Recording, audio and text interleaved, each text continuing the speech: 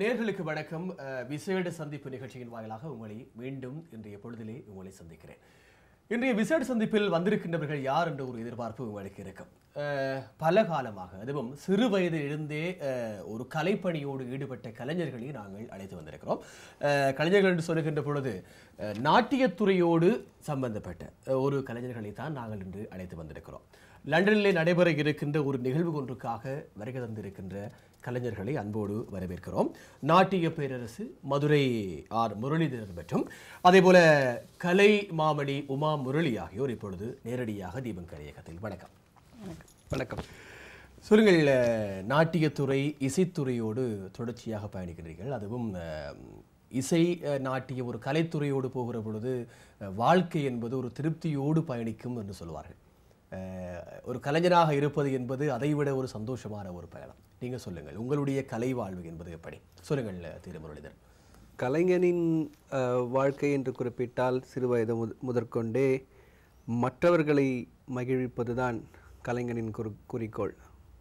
அதாவது மேடையில் நாங்கள் ஒருவராக இருந்தாலும் வந்திருப்பவர் 1000 பேர், 1000 பேரையும் அந்த ஒரு கலைஞனால் மகிழ்விக்க முடியும் என்ற ஒரு அசைக்க முடியாத நம்பிக்கையுடன் தான் ஒவ்வொரு கலைஞனும் மேடை ஏறுகின்றான்.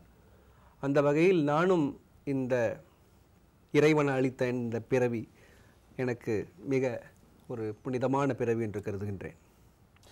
சரி, நீங்கள் சொல்லுங்கள் திருமதி உமாமுரளி. அதாவது இந்த ஒரு நாட்டிய பயணம் என்பது ஒரு பெண்களுக்கு அதிகூடுதலாக பெண்கள் பயணிக்கின்ற ஒரு கலைத்துறையாக நோக்கலாம். ஆண்களும் இந்த துறையில், அதாவது திரு உமா மன்னிக்கப்பட்ட திரு முரளிதரன் போன்றவர்கள் பயணிப்பது போல ஆண்களும் பயணித்தாலும் கூட பெண்கள் தான் அதிகப்படியாக இந்த நாட்டியத்துறையோடு ஈடுபட்டு இருக்கின்றார்கள். உங்களுடைய வாழ்க்கையிலே கலை வாழ்வு பற்றி சொல்லுங்கள். நான் ஒரு 4.5 வயசாக இருக்க போது எங்கள் அம்மா என்னை சேர்த்து விட்டாங்க நடன பள்ளியில். எல்லா அம்மாக்களும் நினைக்கிற மாதிரி தான் நினச்சிருப்பாங்க. என்னோட பொண்ணும் ஒரு பத்மா சுப்ரமணியம் மாதிரி ஆனோம், வைஜெயந்தி மாலா மாதிரி ஆனோம், இல்லை பத்மினி அம்மா மாதிரி ஆனோன்னு சொல்லி. எனக்கு அதெல்லாம் ஒன்றுமே தெரியாது. டான்ஸ் கிளாஸ்க்கு போனோம். ஆனால் அந்த சமயத்தில் ஒரு இன்ட்ரெஸ்ட் இல்லாத தான் நான் போனேன். ஏன்னா என்னோடய ஃப்ரெண்ட்ஸ் எல்லாம் அப்போ விளையாட போவாங்க, நான் மாத்திரம் டான்ஸ் கிளாஸ்க்கு போனோம். அண்ட் பீங் அ டான்ஸர் ரொம்ப ஒரு ஹார்ட் ஒர்க் இருக்குது. ஸோ அதெல்லாம் எனக்கு நான் எதுக்கு பண்ணணும், ஒரு இன்ட்ரெஸ்ட் இல்லாத தான் போனேன். பட் ஆனால் எங்கள் அம்மாவோட மோட்டிவேஷனோட இல்லை நீயும் நல்ல டான்ஸராக ஆனோம் அப்படின்னு நினச்சி என்னை இந்த அளவுக்கு நான் அவங்க முன்னாடி நாட்டிய ஒரு மணியாக நிற்றேன்னா அது அம்மா தான் ஒரு காரணம். அதுவும் பொதுவாக இந்த பெண்கள் இந்த கலைத்துறையோடு நீண்ட காலமாக செயற்படுவது என்பது இந்த காலங்களிலே பொதுவாக அருகி வருகிறது. அது ஒரு குடும்ப சூழ்நிலைகளிலே மாற்றம் பெறுகிற பொழுது பெண்கள் சில வழிகளில் இந்த துறையிலிருந்து ஒதுங்குவதை கூட நாங்கள் அவதானிக்கிறோம். ஆனால் உங்களுடைய வாழ்க்கையில் அது எவ்வாறு? அது ஒரு சவாலான பயணமாக இருக்கிறதா அல்லது ஒரு சாதாரணமாக உங்களுக்கு எடுத்துச் செல்லக்கூடியதாக இருக்கிறதா? அதில் நான் ரொம்ப அதிர்ஷ்டம் பட்டிருக்கேன். ஏன்னா எனக்கு ஆக்சுவலி நான் பரதநாட்டியம் கற்றுண்டேன் சின்ன வயசுலேருந்து. பட் எனக்கு ஃபஸ்ட்டு குழந்தை பிறந்தப்புறம் தான் நான் கூச்சிப்புடி, நான் 2 ஸ்டைலும் பண்ணுவேன். ஸோ குழந்தை பிறந்தப்புறம் தான் நான் கூச்சிப்புடியே கற்றுக்க ஆரம்பித்தேன். ஸோ அதில் எனக்கு ஒரு டிவைன் பிளெஸ்ஸிங் தான் சொல்லணும். எனக்கு எந்த வித ப்ராப்ளமும் இல்லை. ஸோ ஃபேமிலி சப்போர்ட் ரொம்ப இருந்தது. சிறப்பு. ஆனால் இப்பொழுது நீங்கள் லண்டனுக்கு வந்திருக்கிறதுடைய நோக்கம் ஒரு இசை நாட்டிய நாடகம் ஒன்று முதலாக லண்டனிலே அரங்கேற இருக்கிறது என்பது சந்தோஷமான விடயம். நடனத்தை ஒரு முற்றுமுழுதாக கற்றுத் தேர்ந்து முழுவதமாக கற்றுத் தேர்ந்து அதை ஒரு ரசிகர்களை கொஞ்சம் கவர்ந்து கொள்ள வேண்டும் என்பதற்காக அதை ஒரு நாட்டியத்தையும் நாடகத்தையும் கலவை செய்து வருகின்ற ஒரு இசை நாட்டிய நாடகம். ஏன் அப்படி ஒரு விடயத்தை நீங்கள் எடுக்க வேண்டும் என்று யோசிச்சீங்கள் திரு முரளிதரன்? நாட்டியத்தை முழுவதுமாக கற்றுக்கொண்டேன் என்று நீங்கள் கூறுவதை நான் ஒப்புக்கொள்வதாக இல்லை. அப்படியா? பொதுவாக இந்த கலைஞர்களுக்கு முதலில் இருப்பது அவையடக்கம், அது உங்களுக்கும் இருக்கிறது. அவையடக்கம் என்று நீங்கள் கூறுகின்றீர்கள்.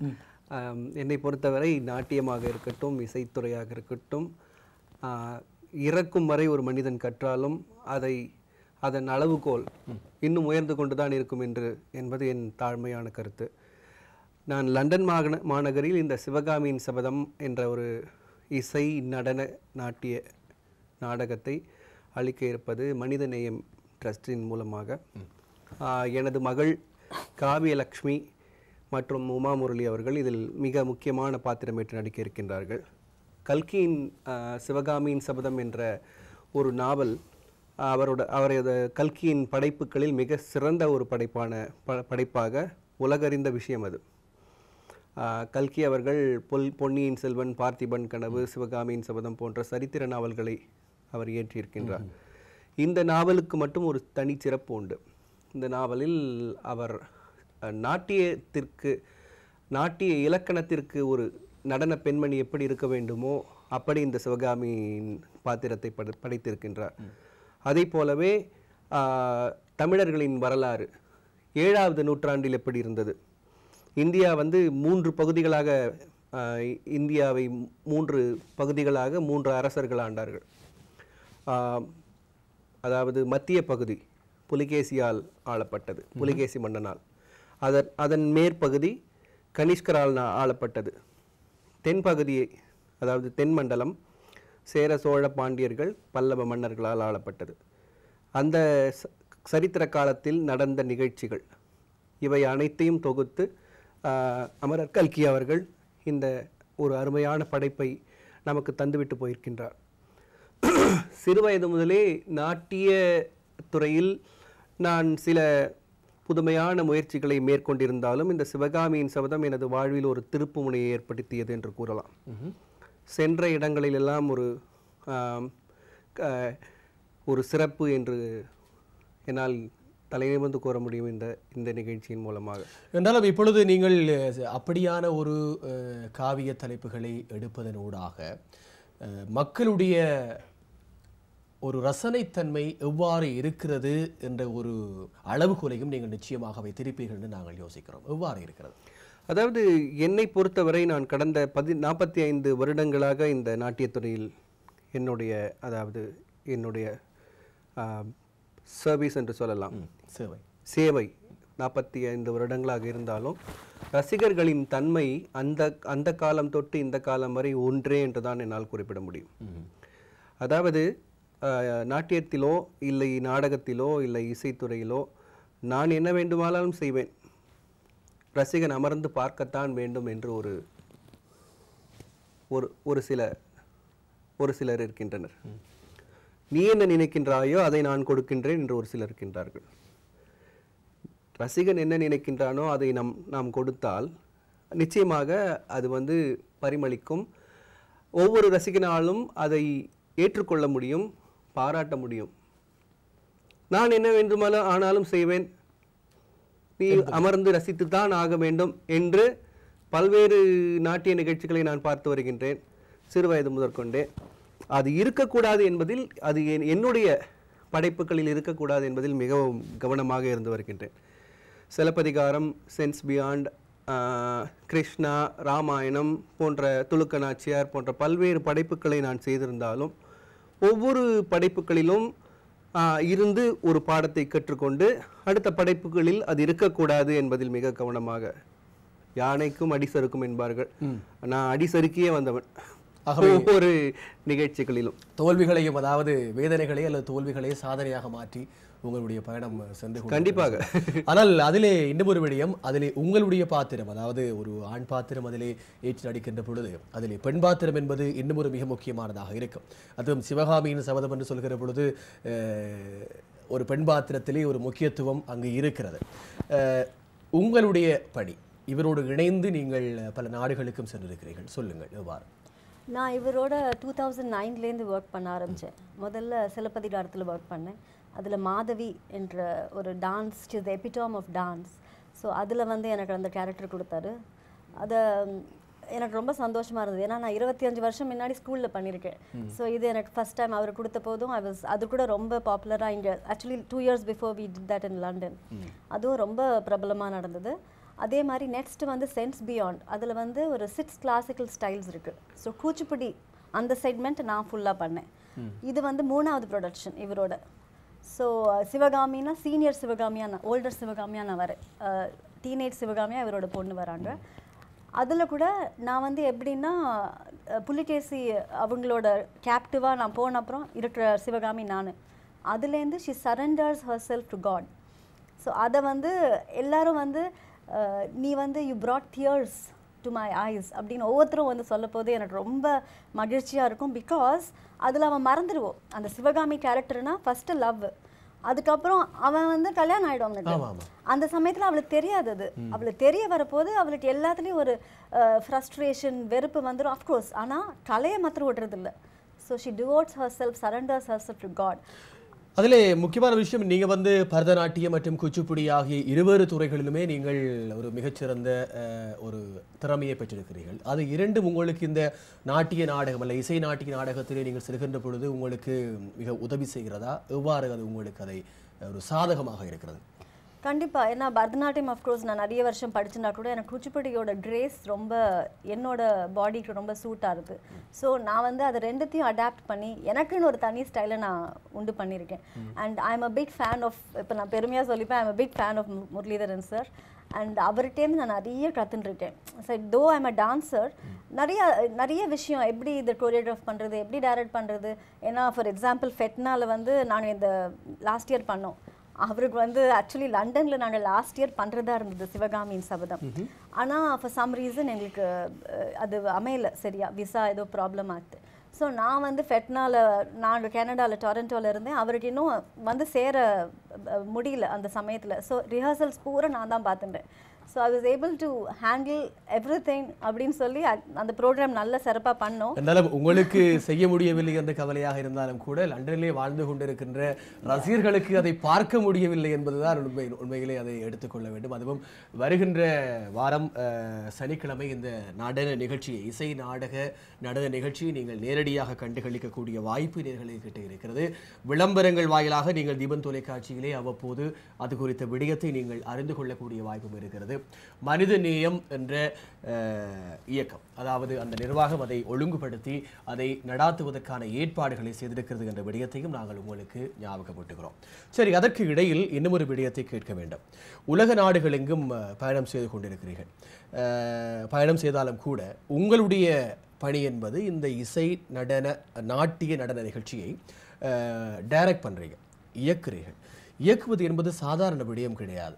அதிலே கதையை முதலில் உள்வாங்க வேண்டும். அந்த கதைக்கு ஏற்றபடி பாத்திரங்களை உருவாக்க வேண்டும். அந்த பாத்திரங்களுக்கு ஏற்றபடி நீங்கள் அதற்குரிய கதைகளை நீங்கள் நடனமாக இருக்கலாம், ஜதியாக இருக்கலாம், அல்லது இசை பாடல்களாக இருக்கலாம், அதற்குரிய இசையை நீங்கள் அமைக்க வேண்டும். இவ்வாறு ஒரு மிகப்பெரிய பணி உங்களுக்கு பின்னால் இருக்கிறது. அவை எல்லாவற்றையும் நீங்கள் யாரோ ஒருவரிடம் ஒப்படைத்து விட்டு நீங்கள் மேடையிலே நிற்கப் போகிறீர்கள். சொல்லுங்கள், அது ஒரு கடுமையான பணி என்றுதான் நான் நினைக்கிறேன். அதாவது நான் ஏற்கனவே குறிப்பிட்டது போல் 17-18 வகையான நாட்டிய நாட்டிய நடன காவியங்களை நான் உருவாக்கியுள்ளேன். அதாவது எனக்கு ஒரு தனி ஒரு என்ன கிஃப்ட்னு சொல்லலாம், வரப்பிரசாதம். நானே பாடல்களை புனைவேன். இதுவரை சுமார் 1000க்கும் மேற்பட்ட பாடல்கள், நாட்டியத்திற்கென்றே படைக்கப்பட்ட பாடல்கள் பல்வேறு ஒலிப்பேழைகளில் நான் வெளியிட்டுள்ளேன். அது உலகமெங்கும் இப்போ அதாவது நம்மளுடைய லண்டன் மாநகரைச் சேர்ந்த நடன ஆசிரியர்களை, எந்த ஆசிரியர்களை கேட்டாலும் முரளிதரனை நான் இப்பொழுது ஒருத்தரை, இப்போ மதிய உணவில் ஒரு கலைஞரை சந்தித்தேன். அவர் சொன்னார், இந்த வாரம் உங்களுடைய வர்ணத்தை தான் நாங்கள் இந்த அரங்கேற்றத்தில் உபயோகப்படுத்த போகிறோம். இது என் கடவுள் எனக்கு அளித்த வரப்பிரசாதமாக நான் நினைக்கின்றேன். அந்த ஒரு அனுபவத்தை கொண்டு எந்த ஒரு கதையாக இருந்தாலும் அதை சுருக்கி, இந்த இடத்தில் பாடல்கள் வர வேண்டும், இந்த இடத்தில் வசனங்கள் வர வேண்டும் என்ற அனுபவத்தின் மூலமாக இதை செய்து வருகின்றேன். சிவகாமியின் சபதத்தை பொறுத்தவரை அது ஒரு பெரிய சவாலாக இருந்தது என்று கூறலாம். அதாவது 4 பாகங்களை அடங்கிய மிகப்பெரிய புத்தகங்கள். ஒவ்வொரு புத்தகமும் ஒரு 1000 பக்கங்கள், 1200 பக்கங்களை அடக்கிய ஒரு 4 பாகங்களை சுருக்கி 2.5 மணி நேரத்தில் நான் அளிக்க வேண்டும். அது சவால். அது முன்னர் ஒரு 400 பக்கங்களாக சுருக்கி, 400ஐயும் 40 பக்கங்களாக சுருக்கி, பின்னர் அதை ஒரு 20 பக்கங்களாக ஆக்குவதற்குள் நான் பட்ட பாடு எனக்கு தெரியும். சில வேளைகளில் இந்த கதையை விடக்கூடாது, இந்த சந்தர்ப்பத்தை விட்டுவிடக்கூடாது. அது மட்டுமல்ல, இது இந்த சிவகாமியின் சபதம் என்றவுடன், சிவகாமியின் சபதம் யாரால் கையாளப்பட்டது என்று இந்த ரசிகர்கள் முதலில், உலகம் எங்கும் கல்கியின் ரசிகர்கள் உண்டு. எங்கு சென்றாலும் பொன்னியின் செல்வன் என்றால் முரளிதரனை விட பொன்னியின் செல்வன் பிரபலம். அதுபோல சிவகாமியின் சபதத்தை பற்றி யார் சொன்னாலும் அது என்னை விட பல்வேறு ஆண்டுகளுக்கு முன்பாகவே அது புகழ் அடைந்து விட்டது. அதற்கு நான் என்னால் அதனால் தான் நான் புகழ் அடைந்தேன் என்று கூறிக்கொள்ளலாம். அந்த வகையில் எம்ஜிஆர் அவர்கள், புரட்சித் தலைவர் எம்ஜிஆர் அவர்கள் இந்த சிவகாமியின் சபதத்தை ஒரு திரைப்படமாக எடுக்க வேண்டும் என்று எவ்வளவோ முயற்சி செய்தாராம். கமலஹாசன் அவர்கள் அது போன்றவே பொன்னியின் செல்வன் அந்த கதையை எடுக்க வேண்டும் என்று எவ்வளவோ முயற்சி செய்தார். ஸோ அது போன்று பல்வேறு மணிரத்னம் அவர்கள் முயற்சி செய்தார். இவர்களால் கைவிடப்பட்ட ஒரு கதை இதை எடுத்து இசையமைத்த பின்னர் பாடல் புனைந்த பின்னர் ரெக்கார்டிங் நடந்து கொண்டிருந்தது. பல்வேறு கலைஞர்கள் இது ஃபெயிலியர் கதையாச்சே எடுத்த. அதுவும் திரைப்படத்திலே கேமராக்களுக்கு முன்னால் தோல்வியடைந்த கதையை நீங்கள் ரசிகர்களுக்கு முன்னால் மேடைகள் கொண்டு வருவது ஒரு மிகப்பெரிய சவாலாக இருக்கிறது. அது கண்டிப்பாக அந்த சவாலை நான் ஏற்று அது ஒரு எக்ஸ்பெரிமெண்ட் என்று தான் அது போல தான் நான் செய்தேன். அது எக்ஸ்பெரிமெண்ட் வேறு, இது ஓகே, இது ஒரு சக்ஸஸ்ஃபுல் ப்ரொடக்ஷன் என்று கூறிக்கொள்வது வேறு. இது எக்ஸ்பெரிமெண்ட் எப்பயுமே இப்போ ஒரு ராக்கெட் அனுப்புகிறாங்க, அது ராக்கெட் மேலே போய் சேரலாம், பேரு திசையாகவும் போகலாம். அப்படித்தான் இதை கையாண்டேன். அது போன்ற ஒரு சப்ஜெக்ட் தான் இது. ஏனென்றால் இது பல்வேறு பாத்திரங்கள், மகேந்திர பல்லவர், நரசிம்ம பல்லவரின் ஆயன சிற்பிக்கு ஒரு ஒரு ஒரு ஒரு ஒரு ஒரு சிஷ்யன், அப்புறம் அந்த இதில் வஜ்ரபாகு, ரதி, ஒரு மான்குட்டி கூட இதில் ஒரு ஒரு ஒரு ஒரு பாத்திரம். இது போன்ற சிவகாமியின் தோழி, புலிகேசின் சகோதரர் நாகநந்தி, பல்வேறு பாத்திரங்கள், ஒன்றல்ல இரண்டல்ல, ஒரு 50-60 பாத்திரங்களை உள்ளடக்கி ஒரு எப்படின்னா உள்ளு போனீங்கன்னா வெளியே வர முடியாது. ஒரு பேஜ் ஒரே ஒரு பக்கத்தை படித்தீர்கள் என்றால் 10 பக்கத்தை நீங்கள் படிக்க வேண்டிய சூழ்நிலை ஏற்படும். அப்படிப்பட்ட ஒரு த்ரில்லிங் ஸ்டோரி இந்த சிவகாமியின் சபதம். எத்தனை மணித்தியாலம் இதை நீங்கள் ஒழுங்குபடுத்தி? இதை சுமார் இத்துடன் 18வது மேடை. எத்தனை மணித்தியாலம், எத்தனை ஹவர்ஸ்? 2.5 மணி நேரம். 2.5 மணி நேரம். சிறப்பு. என்றாலும் நீங்கள் சொல்கின்ற பொழுது உங்களுடைய இசை நடன நாட்டிய நிகழ்ச்சி எவ்வாறு இருக்கும் என்பதை பார்க்க வேண்டும் போல இருக்கிறது. அதே போல நேர்களுக்கும் அதை பார்க்க வேண்டும் என்ற ஒரு எண்ணம் இருக்கிறது. நிச்சயமாக. அதாவது இசை நடன நாட்டிய என்று ஏன் அது இசை நடன நாட்டிய நாடகம் என்று கூறுவதற்கு ஒரு காரணம் உண்டு. எல்லாரும் நாட்டிய நாடகம் என்று தான் கூறுவார்கள். பட் என்னுடைய படைப்புகள் எல்லாம் இப்பொழுது டான்ஸ் மியூசிக்கல் என்ற ஒரு வேர்டு யூஸ் பண்ணுறேன் போலாம். ஏன் அப்படி என்றால், இது என்னுடைய படைப்புகள் எல்லாம் ஒரு மாதத்திலோ இல்லை ஒரு நாட்களிலோ 3 ஒரு வாரத்திலோ ரெக்கார்ட் செய்யப்படுவது அல்ல. 6 மாதங்கள் எடுத்துக்கொண்டேன் இது recording, only for the audio recording. இது மல்டி ட்ராக் ரெக்கார்டிங் நிறைய பேருக்கு, டான்ஸ் ஃபீல்டில் நிறைய பேருக்கு தெரியாது. மல்டி ட்ராக் பண்ணுறாங்க இப்போது. பட் அது இப்படி பண்ண வேண்டும்னு இருக்கு. ஒரு மிருதங்கம் அப்படின்ற ஒரு விஷயத்தை, அதுக்கு என்ன மைக் வைக்கணும்னு ஒரு விஷயம் இருக்கிறது. அது வெள்ளைக்காரனுக்கு தெரியாது. நம்ம ஊரில் சும்மா இது ஒரு தெருவில் போகிற ஒரு மைக் செட் போகிறவனுக்கு தெரியும். என்னால் மிருதங்கம் நாங்கள் அவ்வப்போது பாவித்துக் கொள்வோம். அது மட்டும் இல்லை, அது ஃப்ரீக்வன்ஸ் இருக்குது. லோ ஃப்ரீக்வன்ஸ், ஹை ஃப்ரீக்வன்ஸ், ஒவ்வொரு மிட் ஃப்ரீக்வன்ஸ். அது வைக்கிறதுக்கு ஒரு நாலேஜ் எந்த பக்கத்திலே வைக்க வேண்டும் என்று கூட உண்டு. அது தபேலாவுக்கு வேவ்ஸ் இப்படி வரும், மிருதங்கத்துக்கு இப்படி வரும். ஸோ அது நிறைய விஷயங்களை அதுவும் கொஞ்சம் எக்ஸ்பெரிமெண்டெல்லாம் செய்யணும். அது நான் 20 வருடங்களாக இருந்த எனது அதான் நான் சொன்னேன் இல்லையா, ஒரு 120க்கு மேற்பட்ட ஒலிப்பழைகளை நான் வெளியிட்டுள்ளேன்.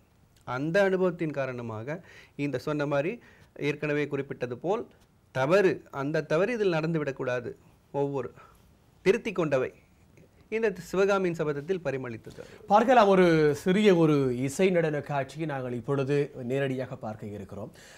திரு முரளிதரன் மற்றும் திருமதி உமா முரளி ஆகியோர் நடித்த அல்லது பல கலைஞர்கள் இணைந்து நடித்த ஒரு இசை நாட்டிய நடன நிகழ்ச்சி. நாங்கள் சிறு விடயங்களை, சிறு நடன காட்சிகளை பார்த்துவிட்டு மீண்டும் உங்களை சந்திக்கிறோம். காத்திருங்கள்.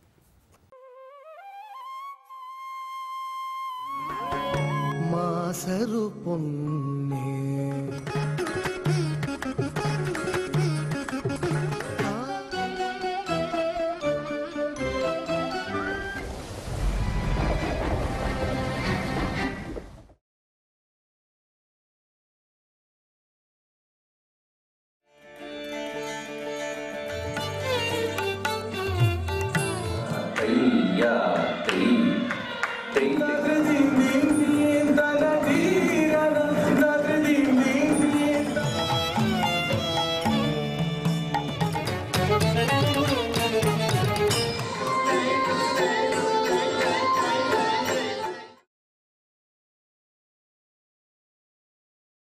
இட்டிங்கு மூளி போல் வந்தி தாரகாய நமஹ சஞ்சோம்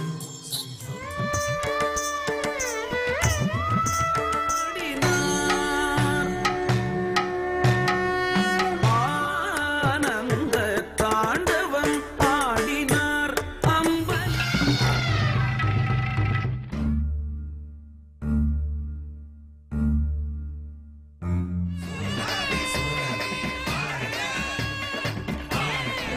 இது சிவகாமியின் சபதம் இது சிவகாமியின் சபதம்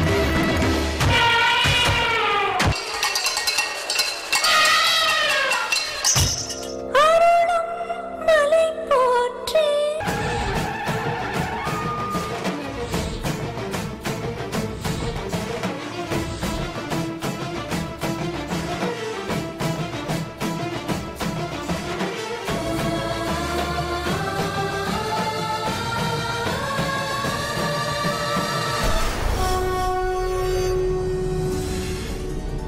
தேவி பராசக்தி ஆணை உரைத்தேன் பாவி துச்சாதனன் சென்னி பாழ் துரியோதனன் ஆக்கை ரத்தம் மேவி இரண்டும் கலந்து குழல் மீதி நிற்பூசியே நறுநெய்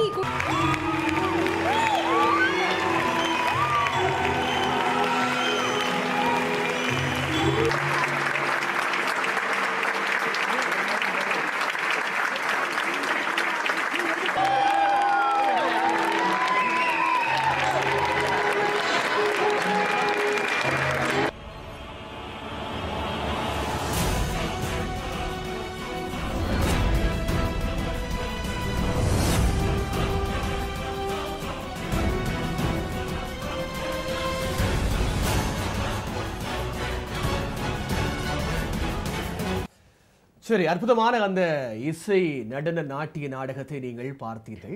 சிறப்பாக இருந்தது. இவ்வளவு தூரம் ஒரு இசை நடன நாட்டிய நிகழ்ச்சியை ஒழுங்கு செய்வது என்பது ஒரு சாதாரண விடயம் அல்ல. அதுவும் மேடையிலே நேரடியாக பார்த்து கொண்டிருப்பவர்களை ஏமாற்ற முடியாது. அதிலே வருகின்ற ஒவ்வொரு சிறு பிள்ளைகளையும் ரசிகர்கள் இலகுவாக கண்டுபிடித்து விடுவார்கள். எவ்வாறு நீங்கள், அதாவது அதிலே இருக்கின்ற தயாரிப்பு விடயமாக இருக்கட்டும், மேடையிலே வருகின்ற ஒழுங்கு ஒருங்கிணைப்பாக இருக்கட்டும், அல்லது அதற்கு பின்னே வருகின்ற இசை கூர்மைகளாக இருக்கட்டும், அவற்றை எவ்வாறு நீங்கள் ஒழுங்கு செய்கிறீர்கள்? நான் அதாவது கடந்த ஒரு 14 வருடங்களாக நான் அமெரிக்கா மாநகருக்கும் லண்டன் மாநகருக்கும் வந்து இருந்து எனது நாட்டிய நிகழ்ச்சிகளை அளித்து வருகின்றேன். அந்த வகையில் இந்த சிவகாமியின் சபதம் அமெரிக்க மாநகரில் Boston, new Jersey, New York, California, Houston இது போன்ற பல்வேறு மாநிலங்களிலும், ஆஸ்திரேலியா, நியூசிலாந்து போன்ற நாடுகளிலும், இந்தியாவில் பல்வேறு மாநகரங்களிலும் சிறப்பாக நடைபெற்று வந்தது என்று கூறிக்கொள்கின்றேன். நான் இந்த அமெரிக்காவில் ஒவ்வொரு நிகழ்ச்சி கண்டுவிட்டு திரும்பி வரும்பொழுது ஒரு 3 நாட்கள் நியூயார்க் மாநகரில் இருந்து பிராட்வே மியூசிக்கல்ஸ் பார்ப்பது வழக்கம். அந்த பிராட்வே மியூசிக்கல்ஸில் night time stories, fairy tale stories, Lion King, Beauty of the Beast இது போன்ற சிறு சிறு கதைகளை மிக பிரம்மாண்டமாக ஒரு 200 கலைஞர்களை கொண்டு சிறு சிறு ஒரு சிறிய தவறு கூட இல்லாமல் அவர்கள் செய்கின்றார்கள். அதற்கு டிக்கெட்டின் விலையை கேட்டீர்கள் என்றால் $350 $400 கொடுத்து அந்த நிகழ்ச்சியை பார்ப்பது. ஒவ்வொரு நிகழ்ச்சியும் 6 வருடம் 10 வருடம் 12 வருடம் ஒரே அரங்கில் நடைபெறுகின்றது. ஃபேரி டேல்ஸ் அது. நம்மிடம் அதாவது இந்திய வரலாற்றில் நம்மிடம் இல்லாதது இல்லை. ராமாயணம் உள்ளது, மகாபாரதம் உள்ளது, வாழ்க்கைக்கு ஒரு நல்ல நெறியை காட்டும் திருக்குறள் உள்ளது, திருப்புகழ் உள்ளது. இது போன்ற ஒரு சிறப்பான கதையை கொண்ட, சிறப்பான ஒரு மகாபாரதத்தை போன்ற ஒரு சிறப்பான கதையை கொண்ட கதைகளை அவர்கள் எடுத்து செய்வதில்லை, கையாள்வதில்லை அந்த பிராட்வே மியூசிக்கல்ஸ். இது போன்ற அதை பார்க்கும்போது இதை நாம் செய்தால் என்ன, ஒரு இந்தியனாக, ஒரு நாட்டிய கலைஞனாக அந்த தேவை இருக்கிறது. அதுவும் இந்த காலகட்டத்திலே அதை மீண்டும் எடுத்து சொல்ல வேண்டிய ஒரு தேவை இருக்கிறது. அந்த தரத்தில், அதாவது அவர்கள் அளிக்கும் தரத்தில் நம்முடைய விஷயங்களை கொடுத்தால் உலகம் எல்லாரும் திருக்குறள் வந்து பொதுமுறை என்று சொல்கிறார்கள். பொதுமறை, உலக பொதுமறை, எல்லாராலும் எடுத்துக்கொள்ளப்பட்டது திருக்குறள். ஸோ இது போன்ற விஷயங்களை உலக அளவில் நம்ம கொடுக்கலாம் என்ற ஒரு தைரியம் என் மனத்தில் வந்துதான் இது போன்ற இந்த சிவகாமியின் சபதத்தை பார்த்தீர்கள் என்றால் இந்த பிராட்வே மியூசிக்கல்ஸ் அதன் இன்ஸ்பிரேஷன் இருக்கும். ஸ்டார்டிங் ஃப்ரம் மியூசிக் கண்டிப்பாக உங்களுக்கு வந்து அதில் வந்துட்டு நீங்கள் வந்த உடனே ஒரு 50 மார்க் போட்டுருவீங்க.